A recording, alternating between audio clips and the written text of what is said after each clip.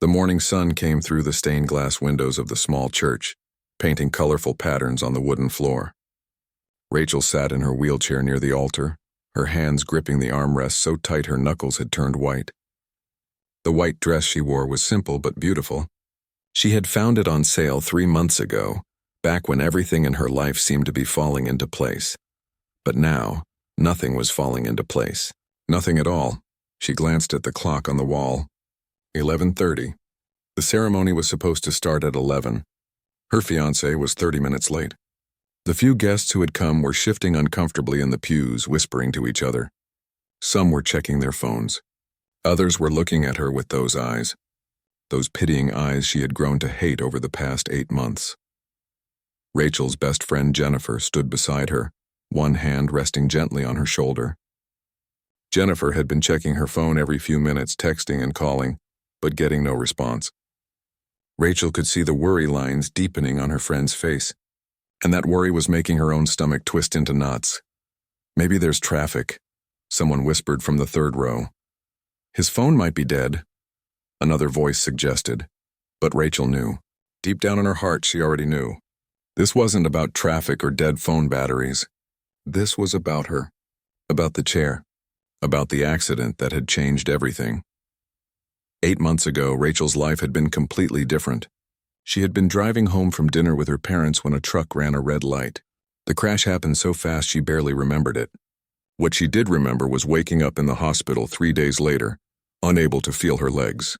The doctors explained that her spinal cord had been severely damaged. The word they used was paraplegia. She was paralyzed from the waist down. Her parents didn't make it.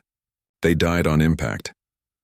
In one terrible moment, Rachel lost her ability to walk and the 2 people who loved her most in the world. The grief was so heavy she could barely breathe for weeks. But her fiancé, David, had been there. He held her hand in the hospital. He said all the right things. He promised that nothing would change between them, that he loved her no matter what. For a while, she believed him. But slowly, things did change. David started coming around less often. He made excuses about work being busy. When he did visit, he seemed uncomfortable, always standing by the door like he was ready to leave. He stopped talking about their future, about the house they wanted to buy or the kids they had planned to have. The silences between them grew longer and heavier. Still, when he suggested they go ahead with the wedding, Rachel felt a spark of hope. Maybe things would be okay. Maybe once they were married, he would relax and things would go back to how they used to be. She ignored the little voice in her head that said she was making a mistake. Now, sitting in this church in her wedding dress, that little voice was screaming. Jennifer's phone buzzed. She looked at the screen and her face went pale. Rachel felt her heart drop into her stomach. "What is it?" Rachel asked, though she wasn't sure she wanted to know. Jennifer hesitated, biting her lip. "Rachel, just tell me." Jennifer crouched down beside the wheelchair and held out her phone. There was a text message from David. Rachel read it once, then read it again, unable to believe the words on the screen. "I'm sorry. I can't do this. I thought I could handle it, but I can't. You deserve someone stronger than me. Please don't try to contact me." That was it. No phone call. No face-to-face conversation. Just a text message. After 3 years together, after everything they had been through, he couldn't even break up with her in person. Rachel felt numb. The church suddenly felt too small, too hot, too full of people staring at her. She wanted to scream, to cry, to throw something, but she just sat there frozen, staring at those words on the screen. Jennifer stood up and addressed the small crowd of guests. "I'm sorry, everyone, but the wedding has been canceled. Thank you for coming." People started gathering their things. They came up to Rachel one by one, offering awkward hugs and sympathetic words that all blurred together. "I'm so sorry. You'll find someone better. Everything happens for a reason." Each comment felt like another small cut. Even though she knew they meant well, mightily, everyone was gone except Jennifer and the church coordinator, an older woman named Mrs. Patterson. Mrs. Patterson approached them apologetically, wringing her hands. "I'm terribly sorry, dear," she said to Rachel. "But we have another event this afternoon, a baptism. We need to start setting up in about 20 minutes. Rachel nodded, unable to find her voice. Even here, in her moment of complete heartbreak, she was an inconvenience. something that needed to be cleared away so life could move on. Jennifer helped her outside to the parking lot. The sun was bright and warm, a perfect day for a wedding that would never happen. Jennifer said she would go get the car, leaving Rachel alone for a moment near the church entrance. That was when it all hit her at once. The rejection, the humiliation, the loss of David on top of losing her parents and her ability to walk. It crashed over her like a wave, and suddenly she couldn't hold it in anymore. The tears came hard and fast, her whole body shaking with sobs. She had tried so hard to be strong. Through the accident, through the funerals, through the months of physical therapy, and learning to live in a wheelchair, she had forced herself to keep going, to adapt, to not give up. But right now, in this moment, she didn't feel strong at all. She felt broken and alone and tired of fighting. Rachel cried for her parents who would never walk her down an aisle. She cried for the life she had planned that would never happen. She cried for the man who had promised to love her but couldn't handle the reality of what that meant. And she cried for herself, for the woman in the white dress sitting alone in a parking lot on what should have been the happiest day of her life. She didn't know how long she sat there crying. Time seemed to have stopped meaning anything, but eventually the tears slowed and she was left feeling hollow and exhausted. She wiped her face with the back of her hand, probably smearing what was left of her makeup, but she didn't care anymore. Jennifer pulled up in the car and helped her transfer from the wheelchair. They folded the chair and put it in the trunk without speaking. What was there to say? As they drove away from the church, Rachel looked back one last time at the building where her future had died. She had no idea that in that parking lot, someone had been watching. Someone who understood loss in a way most people never would. Someone whose quiet act of kindness would change everything. But right now, sitting in that car in her wrinkled wedding dress, Rachel couldn't imagine anything ever being okay again. The worst day of her life was just beginning. But sometimes, she would later learn, the worst days lead to the best new beginnings. Michael Cooper had dropped his daughter off at the church's children's program 15 minutes early, like he always did. Being a single father meant planning everything down to the minute. Drop off Hannah at 9:30. Attend the parent volunteer meeting at 10. Pick her up at noon, then grab lunch before heading to the construction site for the afternoon shift. He sat in his truck in the parking lot, finishing up some paperwork and returning a few client calls. His small construction company was doing okay, but just okay. Since his wife passed away 2 years ago, everything had been about survival. Get through the day. Take care of Hannah. Pay the bills. Don't think too much about the emptiness in the house, or the way his daughter sometimes stared at her mother's photo before bed. Michael glanced up from his phone and noticed activity near the church entrance. There was going to be a wedding today. He could see white flowers on the doors and a few cars in the lot. He checked his watch. The meeting should be starting soon, but then he saw her, a woman in a wheelchair wearing a white wedding dress sitting alone near the entrance. Even from across the parking lot, he could see her shoulders shaking. She was crying. Not just crying, but the kind of crying that comes from somewhere deep and painful. The kind of crying he remembered from those first months after losing his wife. Michael hesitated. He didn't know this woman. It wasn't his business, but something made him unable to look away. Maybe it was because he knew what that kind of pain looked like. Maybe it was because she was alone and clearly needed help. Or maybe it was just the basic human instinct to not leave someone suffering when you could do something about it. He grabbed a bottle of water from his cooler in the back seat and walked across the parking lot. As he got closer, he could see her face was streaked with tears and makeup. Her hands were trembling. He stopped a respectful distance away, not wanting to startle her. "Excuse me," he said gently. "Are you okay?" It was a stupid question. Obviously she wasn't okay. But he didn't know what else to say. Rachel looked up, surprised. Through her tears, she saw a tall man in jeans and a button-down shirt holding a water bottle. He had kind eyes and looked genuinely concerned, not like he was pitying her. "I'm fine," she said automatically, then let out a bitter laugh. "Actually, no. I'm not fine at all," Michael nodded. "Mind if I sit?" He gestured to a nearby bench. Rachel shrugged. What did it matter? Her day couldn't possibly get worse. Michael sat down on the bench, close enough to talk but far enough to give her space. He held out the water bottle. "You look like you could use this." Rachel took it, surprised by the simple kindness. She opened it and took a long drink, not realizing how thirsty she was. "Thank you." They sat in silence for a moment. Michael didn't push her to talk, didn't ask questions, just sat there. It was the most comfortable silence Rachel had experienced in months. Finally, she spoke. It was supposed to be my wedding day. Michael looked at the church, then back at her. Supposed to be? He didn't show up. The words came out flat, emotionless. Rachel was too tired to put feeling into them anymore. Well, technically he sent a text message saying he couldn't go through with it, couldn't handle being married to someone in a wheelchair. Michael felt anger rise in his chest. What kind of person did that? But he kept his voice calm. I'm sorry. That's terrible. The worst part is I almost expected it. Rachel continued, the words starting to pour out now. Things had been different since the accident. I kept telling myself it would get better, that he just needed time to adjust. But deep down, I knew. I just didn't want to admit it. How long ago was the accident? 8 months. Car crash. A truck ran a red light. Rachel's voice caught. My parents were in the car, they didn't make it. Michael closed his eyes briefly. He knew that kind of loss. Different circumstances, but the same weight.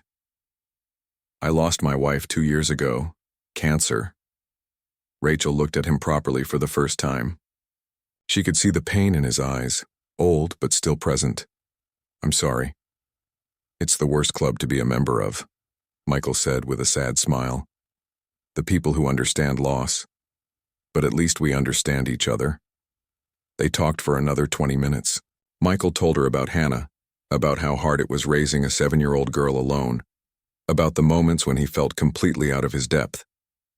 Rachel told him about her work as a graphic designer, about how she was trying to build a freelance career from home but money was tight, about how hard it was to find accessible housing on a limited budget.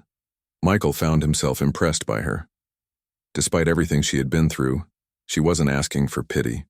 She was just trying to figure out how to move forward. He recognized that determination. It was the same thing that got him out of bed every morning. When the parent meeting coordinator came out looking for Michael, he realized he had completely missed the meeting. He didn't even care. Before he left, Michael did something that surprised even himself. He pulled out his wallet and found one of his business cards. Listen, he said, handing it to Rachel. I know we just met, and this might sound weird, but if you ever need anything, call me. Rachel looked at the card. Cooper Construction. I build things, fix things. Ramps, wider doorways, accessibility stuff. I've done a lot of that work. He paused. But also, if you just need someone to talk to who gets it, someone who understands what it's like when life falls apart, you can call. No judgment, no expectations. Rachel stared at the card, then at him. In her experience, people didn't just offer help like this. There was always a catch, always an angle. Why would you do that? You don't even know me. Michael stood up and looked at her seriously. 2 years ago, I was sitting in a hospital hallway at 3 a.m. My wife had just died. I was trying to figure out how I was going to tell my 5-year-old daughter that her mom was never coming home. A nurse I had never met before sat down next to me. She didn't say much, just sat there. Then she bought me a coffee from the vending machine and told me that it was okay to fall apart, that I didn't have to be strong every second, that 15 minutes with a stranger who showed me basic human kindness got me through the worst night of my life. He looked back at the card in Rachel's hand. Maybe I can't fix what happened to you today, but maybe I can be that person for you, the one who shows up when everyone else walks away. Rachel felt fresh tears starting, but these were different. These weren't tears of pain and rejection. These were tears of surprise that kindness still existed in the world. Thank you, she whispered. Don't thank me yet, Michael said with a small smile. You haven't seen how bad I am at giving advice. He started walking back toward his truck, then turned around. I mean it, though, if you need anything. Even if it's just to yell at someone about how unfair life is. Call. Rachel watched him drive away, then looked down at the business card in her hand. Part of her wanted to throw it away. She had learned the hard way that depending on people led to disappointment. But another part of her, a small, hopeful part she thought had died in that parking lot, made her tuck the card carefully into her purse. Jennifer came out of the church then, looking worried. "There you are. I've been looking everywhere. Are you ready to go?" Rachel nodded, taking one last look at the spot where Michael's truck had been parked. She didn't know it then, but that conversation, that simple act of kindness from a stranger, had planted a seed. It would take time to grow, time for her to find the courage to reach out. But when she did, it would change everything. For now, though, she just wanted to go home, take off this wedding dress, and figure out how to survive another day. One day at a time. That was all she could handle, and maybe, just maybe, that was enough. 3 weeks had passed since the wedding that never happened. Rachel had spent most of that time in her small ground-floor apartment, working on design projects and trying not to think about David or the future she had lost. Jennifer checked on her every few days, bringing groceries and forcing her to eat actual meals instead of just coffee and crackers. The business card from Michael sat on her desk, propped against her computer monitor. She looked at it sometimes, but never called. What would she even say? "Thanks for the pep talk, stranger?" It felt awkward. Then everything changed on a Tuesday afternoon.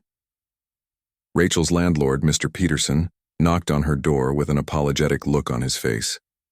That look immediately made her stomach drop. Nothing good ever came from that look. "Rachel, I need to talk to you about something," he said, shifting his weight from foot to foot. "The building owner has decided to renovate the ground floor units. They're converting them into commercial office spaces." Rachel felt her chest tighten. "What does that mean for me?" "I'm really sorry, but you'll need to move out. I can give you 30 days instead of the standard notice period, but that's the best I can do. 30 days. Rachel tried to keep her voice steady. "Okay, thank you for letting me know." After Mr. Peterson left, Rachel immediately started searching for apartments online.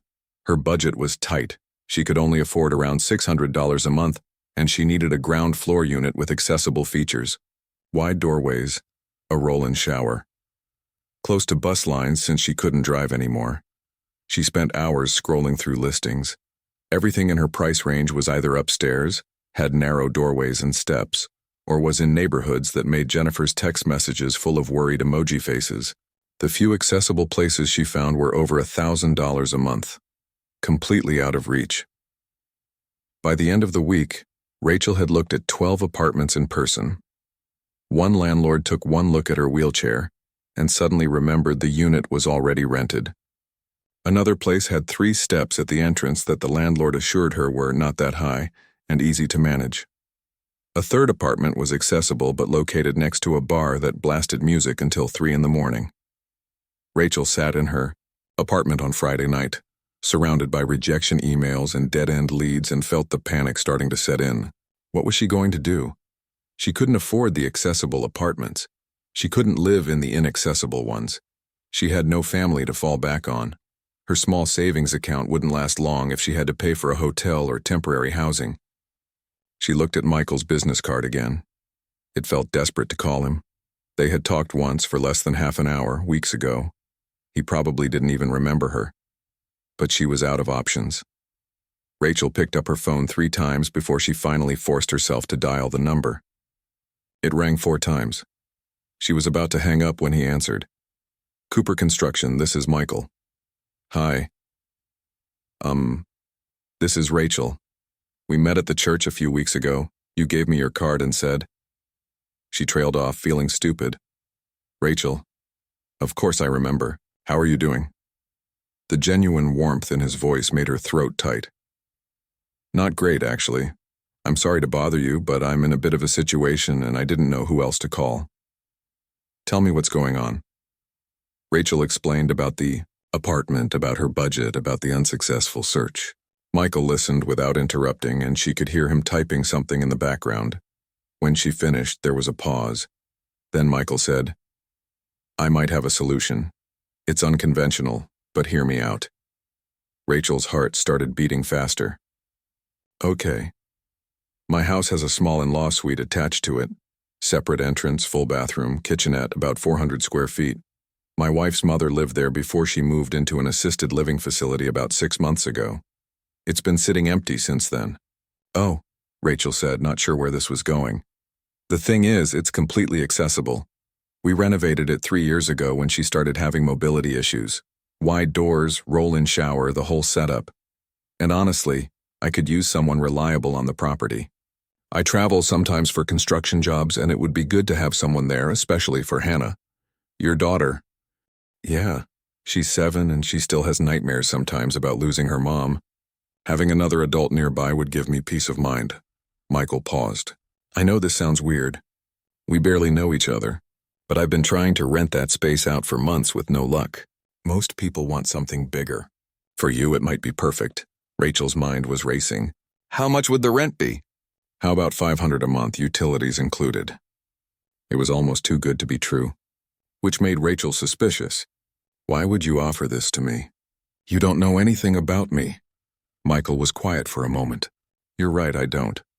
But I'm a pretty good judge of character, and my gut tells me you're trustworthy. Plus, I looked at your design portfolio online. Your work is really good. My construction company's website looks like it was built in 2005, and I have no idea how to fix it. Maybe we could work out an arrangement where you help with my marketing and website in exchange for reduced rent. Rachel pulled up his company website on her computer.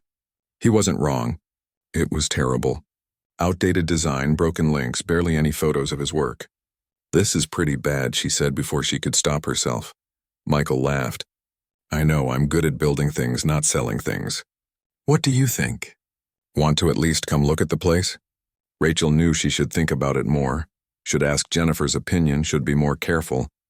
But she was running out of time and options. Okay, when can I see it? How about tomorrow morning? 10 o'clock? They arranged the details, and after they hung up, Rachel sat staring at her phone. Was she really considering moving into a stranger's property? It seemed crazy. But then again, her entire life had become crazy 8 months ago. Maybe this was just the next chapter of strange and unexpected. The next morning, Jennifer drove Rachel to Michael's address. It was a modest neighborhood with older homes that were well maintained. Michael's house was a light blue ranch style with a white fence and a neat lawn. There was a separate driveway leading to the side of the house where the in-law suite was located. Michael came out to meet them, and Rachel introduced Jennifer, who immediately went into protective friend mode, asking 100 questions. Michael answered them all patiently. He seemed to understand that Rachel needed someone looking out for her. The suite was perfect. Better than perfect. It had been recently painted a warm cream color. The bathroom was spacious with grab bars and a shower that Rachel could roll right into. The kitchen area had lowered counters and a stove she could actually reach. There was even a small patio outside with a ramp. The previous tenant left some furniture, Michael explained. You're welcome to use it or I can move it out. Rachel looked around, trying to find the catch. There had to be a catch. And you're sure about the rent? $500 seems low for all of this. It's fair, Michael said. I'm not trying to make a profit off this place. I just want it occupied by someone who will take care of it. And honestly, if you can make my business look professional online, that's worth a lot to me. I've been losing clients to competitors just because their websites look better. Hannah appeared in the doorway then, a small girl with dark curly hair and her father's kind eyes. She was holding a drawing. Is this the lady who's going to live here? Hannah asked Michael. Maybe, Michael said. We're still figuring it out. Hannah, this is Rachel. Hi, Hannah said shyly. She held out the drawing. I made this for you. It's a welcome picture, just in case you decide to stay. Rachel took the drawing. It showed a stick figure in a wheelchair next to a house with flowers. The sun was smiling in the corner. Something about that simple, sweet gesture broke through Rachel's defenses. It's beautiful, Rachel said, her voice thick with emotion. Thank you. Jennifer pulled Rachel aside while Michael showed Hannah something in the yard. Are you sure about this? Jennifer whispered. I know you need a place, but living on a stranger's property? I know it's weird, Rachel admitted. But Jen, I've looked everywhere.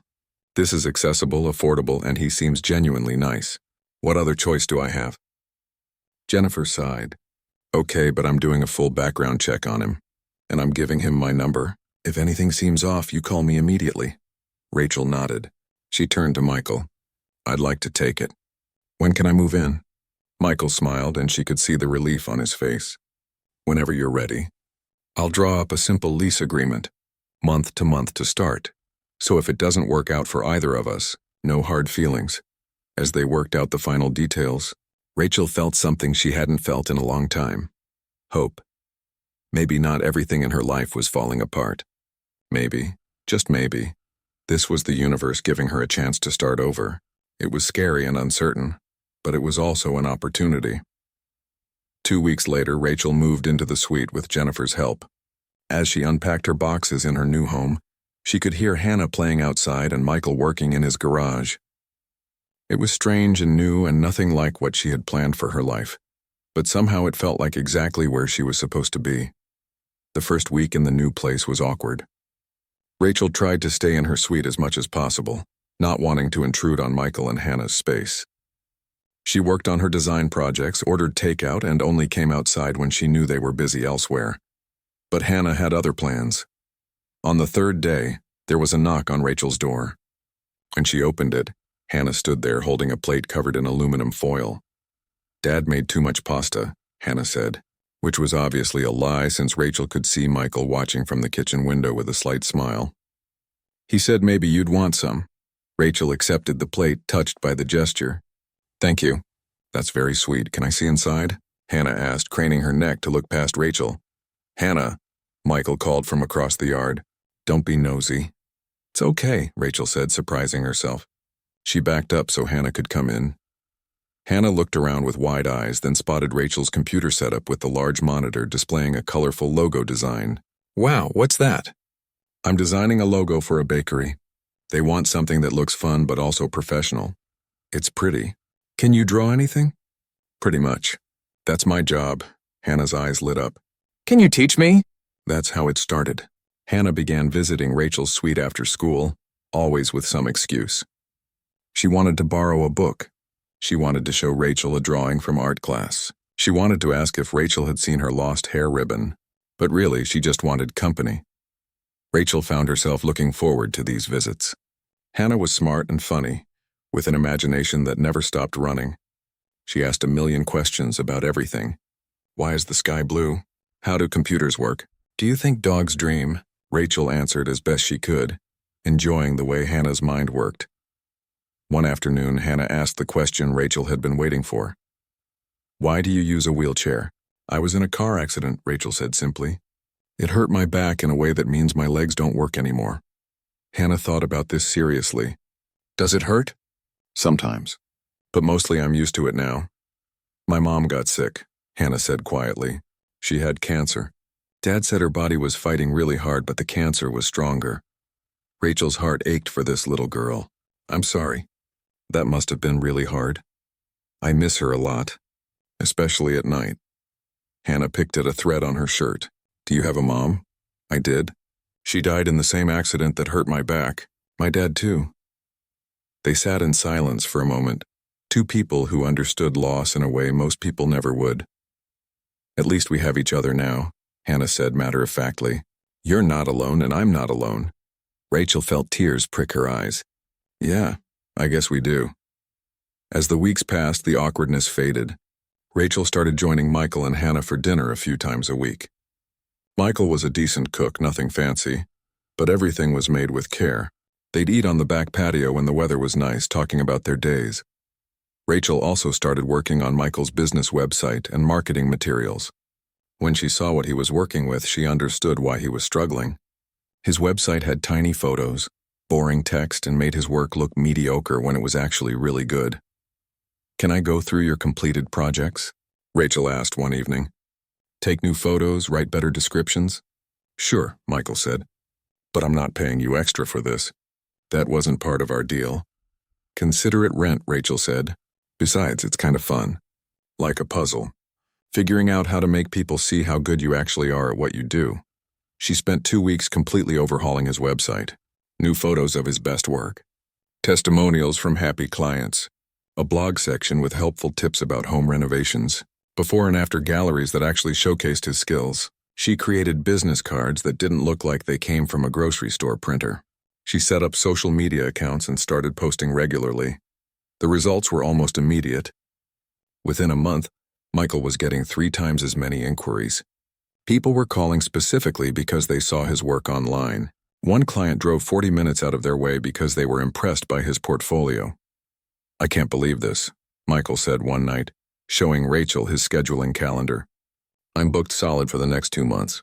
I might need to hire another crew." "That's what good marketing does," Rachel said, but she was smiling. Seeing her work make a real difference felt good. "This goes way beyond our rent arrangement," Michael said seriously. "I need to pay you properly for this. Michael, you gave me an affordable place to live when I had nowhere to go." "We're even," but Michael insisted. They worked out a fair hourly rate for her ongoing marketing work. Suddenly, Rachel had a steady client and reliable income for the first time since the accident.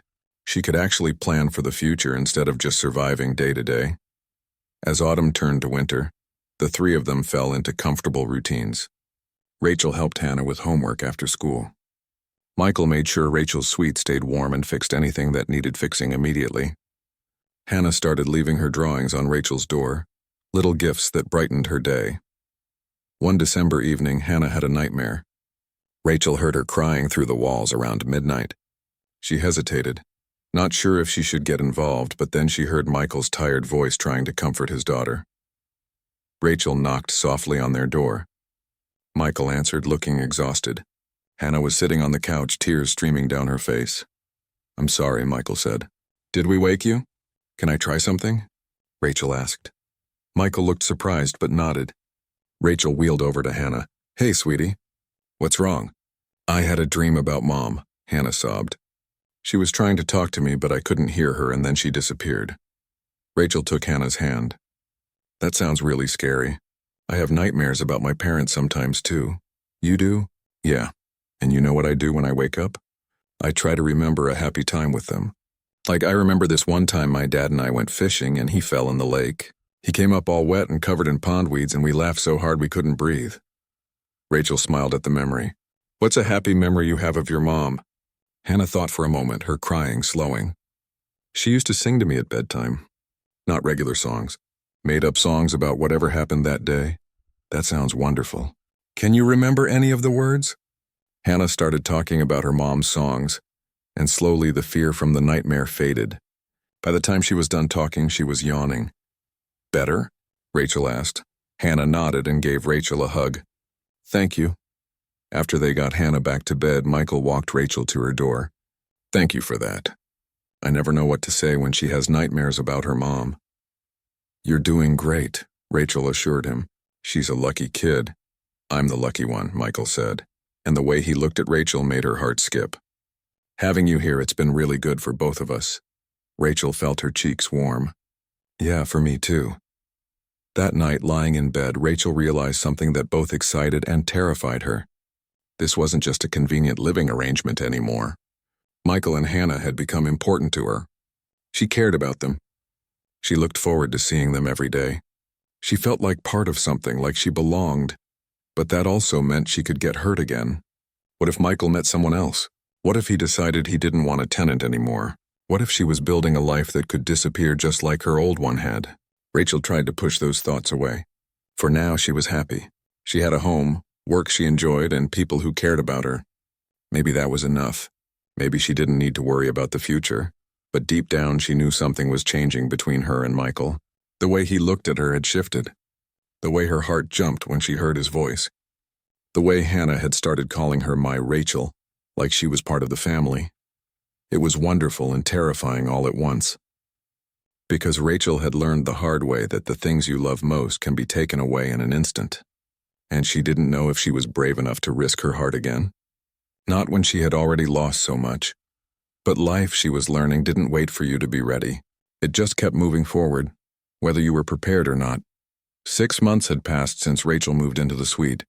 6 months of shared dinners and homework help and quiet evenings on the patio. 6 months of watching Hannah grow more confident and seeing Michael's business thrive. 6 months of Rachel slowly letting her guard down and allowing herself to feel like she belonged somewhere again. The big contract came on a rainy Tuesday in March. Michael had bid on a major renovation project for a local community center. It was the kind of job that could take his small company to the next level. When he got the call that he'd won the bid, he ran out to Rachel's suite, not even bothering to knock. "We got it," he said, his face lit up with excitement. "The community center project. They chose us." Rachel's face broke into a huge smile. "Michael, that's amazing." "Congratulations." "I couldn't have done this without you," he said seriously. "The website, the portfolio, the social media presence. They told me that's what set me apart from the other contractors. They could see the quality of my work because you made sure it was presented right. You did the work. I just helped people see it." "No," Michael said, moving closer. "You did more than that. You changed everything. For the business, yes, but also for us. For me and Hannah." There was something in his voice that made Rachel's heart race, something that both thrilled and scared her. Before either of them could say more, Hannah burst in, already home from school. "Dad, can Rachel come to my school art show next week, please? I made a special project and I want her to see it." "Of course I'll come," Rachel said, grateful for the interruption. She needed time to think about whatever was happening between her and Michael. The art show was held in the school gymnasium on a Friday evening. Rachel wheeled through the displays of children's artwork, impressed by the creativity on every wall. Hannah grabbed her hand the moment she arrived and pulled her toward her section. "It's over here. Close your eyes until I say." Rachel closed her eyes, letting Hannah guide her wheelchair. When Hannah told her to open them, Rachel found herself looking at a large poster board titled "My Family." The drawing showed 3 figures. A tall man labeled Dad, a small girl labeled me, and a woman in a wheelchair labeled Rachel. They were standing in front of a blue house with a sun overhead and flowers everywhere. At the bottom, in Hannah's careful handwriting, it said, "Family isn't just about who you're related to. It's about who loves you and takes care of you." Rachel felt tears spring to her eyes. "Hannah, this is beautiful. Do you like it? I know you're not my actual mom or anything, but you feel like family. Is that okay?" Rachel pulled Hannah into a hug. "That's more than okay. You feel like family to me, too." She looked up and saw Michael standing a few feet away watching them. The expression on his face was so tender, so full of emotion, that Rachel had to look away. That night, after they got home and Hannah went to bed, Michael asked Rachel if she wanted to sit outside for a while. The spring air was cool but pleasant, and the stars were bright overhead. They sat in comfortable silence for a few minutes. Then Michael spoke. "I need to tell you something, and I'm probably going to mess this up, so just bear with me." Rachel's heart started pounding. "Okay." "When my wife died, I didn't think I'd ever feel whole again. I focused on Hannah, on work, on just getting through each day. I wasn't looking for anything else. I didn't think I wanted anything else." He paused, gathering his thoughts. "Then I saw you in that parking lot and something made me walk over. I told myself it was just basic human kindness, helping someone who was hurting. But over these past months, I've realized it was more than that." Rachel couldn't breathe. She wanted to stop him to protect herself from potential hurt, but she also needed to hear what he was going to say. "You've become part of our lives in a way I never expected. Hannah loves you. She lights up when she sees you. And me, Rachel, I've fallen in love with you, not because you live here or because you helped my business, but because of who you are. Your strength, your kindness. The way you make us laugh, the way you understand loss without letting it define you." "Michael," Rachel whispered, her voice shaking. "I know this is complicated. I know we started as landlord and tenant, and maybe this seems sudden, but it doesn't feel sudden to me. It feels like something that's been building since that first conversation in the church parking lot." He moved his chair closer to hers and took her hand. "I love you, Rachel. And I think Hannah and I would like to upgrade you from tenant to family member, permanent family member." Rachel felt tears streaming down her face. Part of her wanted to say yes immediately, to fall into this beautiful possibility, but fear held her back. "What if something happens?" she said quietly. "What if you wake up one day and realize you don't want this? That having someone in a wheelchair is too much work? David said he loved me too and he left." Michael got down on his knees so he was at eye level with her. "Rachel, look at me. David was a coward who didn't deserve you. He saw your wheelchair and thought it defined you. I see you, the real you, the woman who turned my failing business around, the woman who comforts my daughter through nightmares, the woman who is stronger than anyone I've ever met." He squeezed her hand. "Your wheelchair is just a chair. It doesn't change who you are or how I feel about you. I'm scared, Rachel admitted. I'm so scared of losing people again. I'm scared too, Michael said. Losing someone you love is terrifying when you know how much it hurts. But you know what's more terrifying? Not loving at all. Living a safe, closed-off life and missing out on something real. He reached up and wiped a tear from her cheek. You've taught Hannah and me that it's okay to open our hearts again. Now I'm asking you to do the same thing. Take a chance on us. Rachel looked into his eyes and saw nothing but honesty and love. She thought about the past 6 months. The laughter and the quiet moments. The way she felt when she was with them. The way Hannah hugged her. The way Michael looked at her like she was the most important person in the world. She thought about that day in the church parking lot when she thought her life was over. How wrong she had been. Her life hadn't ended. It had just taken an unexpected turn that led her exactly where she needed to be. Okay, Rachel said, her voice barely above a whisper. Yes, I love you too. Michael's face broke into the biggest smile she'd ever seen. He leaned forward and kissed her softly, and Rachel felt something click into place. This was home. Not the suite, not the house, but these people. This love. They heard a sound and looked up to see Hannah peeking out from behind the curtain of her bedroom window. When she saw them looking, she didn't even try to hide. She just grinned and gave them 2 thumbs up before disappearing back inside. Rachel laughed through her tears. How long do you think she's been spying? Probably the whole time. She's been asking me when I was going to ask you to be her real mom for months now. 3 months later, they stood in the same church where Rachel had once sat alone and heartbroken. But this time the church was full of people who loved them. Jennifer stood as maid of honor, crying happy tears. Hannah walked down the aisle first, carrying flowers and beaming with pride. When it was time for Rachel to come down the aisle, Michael met her halfway. He walked beside her wheelchair, his hand resting on her shoulder, showing everyone that they moved through life together. The ceremony was simple and beautiful. When the officiant asked Michael to make his vows, he knelt down beside Rachel's wheelchair, just like he had that night in the garden. Rachel, you taught me that love isn't about finding someone perfect. It's about finding someone perfect for you. You showed me that strength comes in many forms, and that real courage is opening your heart even when you're afraid. You brought joy back into my life and Hannah's life. You are my best friend, my partner, and the love I never thought I'd find again. I promise to spend every day showing you that you are valued, loved, and cherished exactly as you are. Rachel's vows were equally simple. Michael, you showed up when everyone else walked away. You really saw me when I felt invisible. You and Hannah gave me a family when I thought I'd lost everything. You taught me that love isn't about perfect circumstances. It's about perfect commitment. I promise to be your partner, to support your dreams, to love Hannah as my own, and to face whatever comes next together. When they kissed, Hannah cheered loudly, making everyone laugh. At the reception, Hannah gave a speech that she'd written herself. When my mom died, I thought I'd never be happy again. When Rachel's parents died and her fiancé left her, she probably thought the same thing. But then Dad found Rachel in a parking lot and everything changed. Sometimes the best things happen when you least expect them. And sometimes family isn't who you're born with. It's who chooses to love you. Rachel looked around at the celebration. At Michael, her husband. At Hannah, her daughter, in every way that mattered. At Jennifer and the friends who had supported her through the hardest times. At the business they'd built together and the life they'd created. That day in the church parking lot, sitting in her wheelchair in a wedding dress, alone and heartbroken, she never could have imagined this. She never could have known that the worst day of her life would eventually lead to the best days. Life had broken her down, yes. But it had also given her something unexpected and beautiful. A single dad who made an unbelievable move, who saw past the wheelchair to the woman inside. A little girl who needed a mother as much as Rachel needed a daughter. A second chance at love when she thought all chances were gone. Rachel had learned that sometimes you have to lose everything to find what really matters.